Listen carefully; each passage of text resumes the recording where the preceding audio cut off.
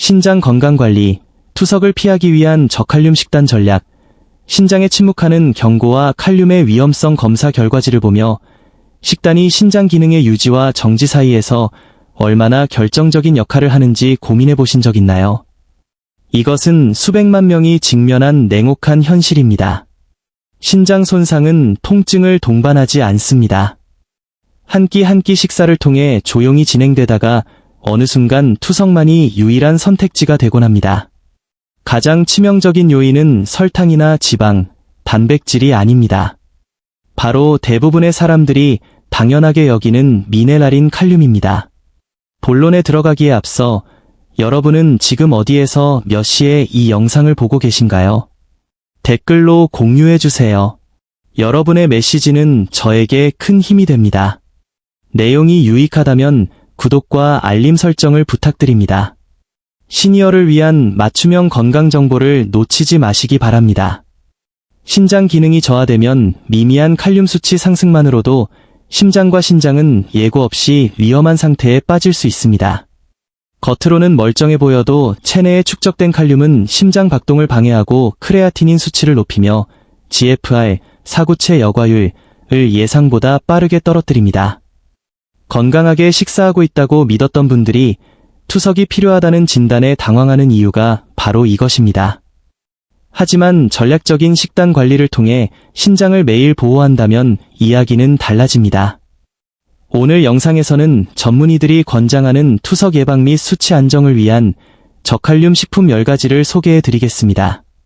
저칼륨 탄수화물, 에너지 공급원 백미, 신부전이 진행됨에 따라 칼륨이 어떻게 치명적으로 변하는지 이해했다면 첫 번째 식품인 백미를 주목하십시오. 너무 흔해서 놀라실 수도 있습니다. 탄수화물이 많다는 이유로 백미를 피하는 분들이 많지만 기능이 저하된 신장에게 백미는 오히려 압력을 낮춰주는 해소 장치 역할을 합니다.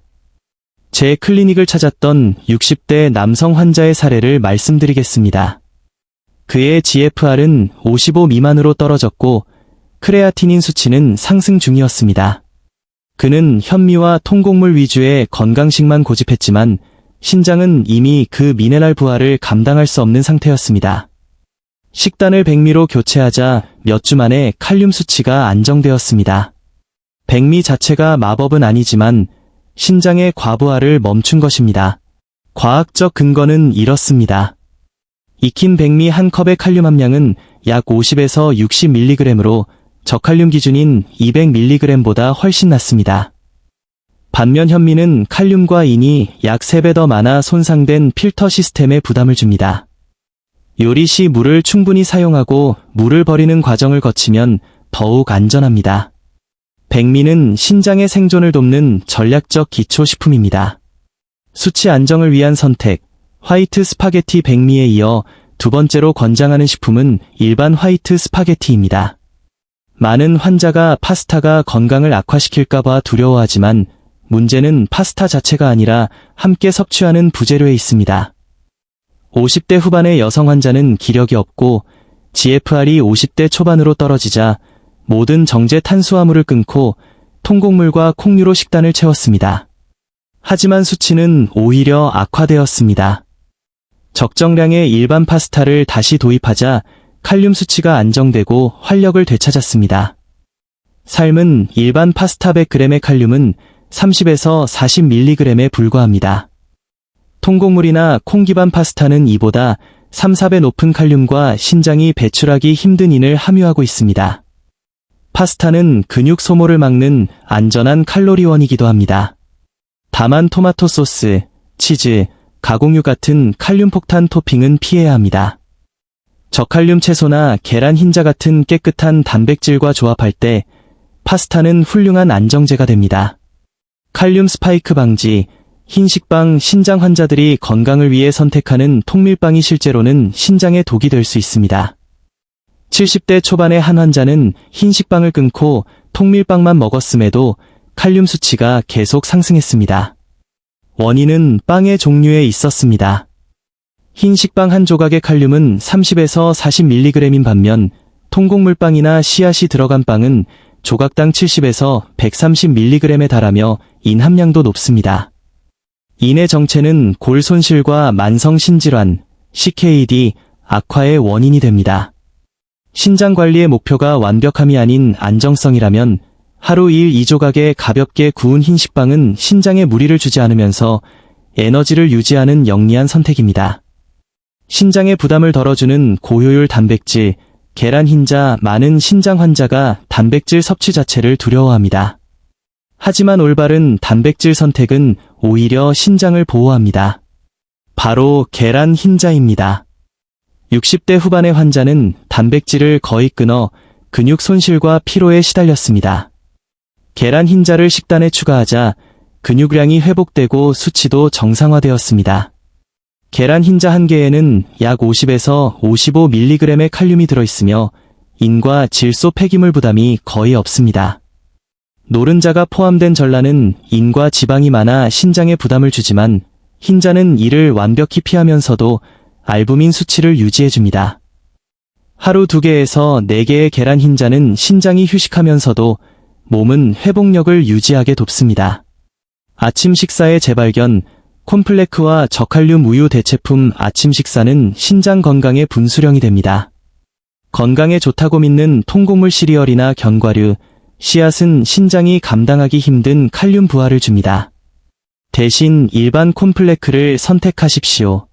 한 컵당 칼륨은 20에서 30mg으로 매우 낮습니다.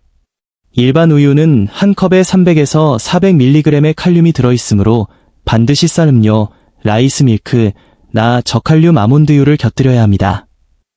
이러한 조합은 신장이 가장 민감한 아침 시간대에 전해질 스트레스를 최소화하고 예측 가능한 수치를 만들어줍니다. 전한 간식과 에너지 보충, 무염 팝콘과 플레인 베이글. 간식 시간은 신장 환자에게 위험지대입니다. 무심코 먹는 견과류나 크래커는 칼륨과 나트륨을 축적시킵니다. 가장 안전한 대안은 집에서 직접 튀긴 무염 팝콘입니다. 시즈닝 없는 팝콘 한 컵은 칼륨이 25에서 30mg에 불과하며 나트륨과 인 걱정도 없습니다. 포만감을 주면서도 전해질 수치에 영향을 주지 않는 드문 간식입니다. 에너지가 급격히 떨어질 때는 플레인 베이글이 도움이 됩니다. 통곡물 베이글은 피하고 일반 흰 베이글을 선택하십시오. 적정량의 베이글은 칼륨 수치 급등 없이 필요한 칼로리를 보충해줍니다.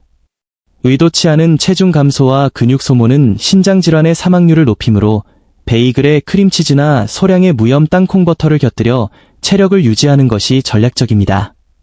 신장 플레어업 시기의 구원투수, 타피오카, 아로루트, 전분 미음. 신장 기능이 극도로 저하되어 메스꺼움과 식욕 부진이 올 때 타피오카와 아로루트, 칡전분 1종, 옥수수 전분 미음은 생명줄과 같습니다. 타피오카, 아로루트, 칼륨과 인, 나트륨이 거의 제로에 가깝습니다.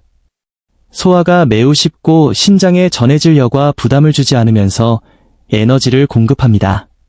옥수수 전분 미음, GFR이 30 이하로 떨어진 환자들에게 권장되는 중립적인 탄수화물입니다. 신장에 완벽한 휴식을 제공하면서 몸이 기능할 수 있는 최소한의 연료를 공급합니다. 결론, 희망을 잃지 마십시오. 신장 질환은 사형 선고가 아닙니다.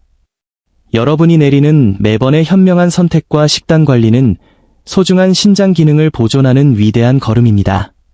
신장은 지금 이 순간에도 여러분을 위해 일하고 있으며 그에 걸맞은 보살핌을 받을 자격이 있습니다. 이 영상이 도움이 되었다면 좋아요를 눌러주시고 사랑하는 사람과 공유해주세요. 크레아티닌 수치를 낮추고 GFR을 보호하는 더 많은 과학적 정보를 원하신다면 구독과 종 모양 아이콘을 클릭해주시기 바랍니다. 여러분은 혼자가 아닙니다. 다음 영상에서 더 유익한 건강 정보로 찾아뵙겠습니다.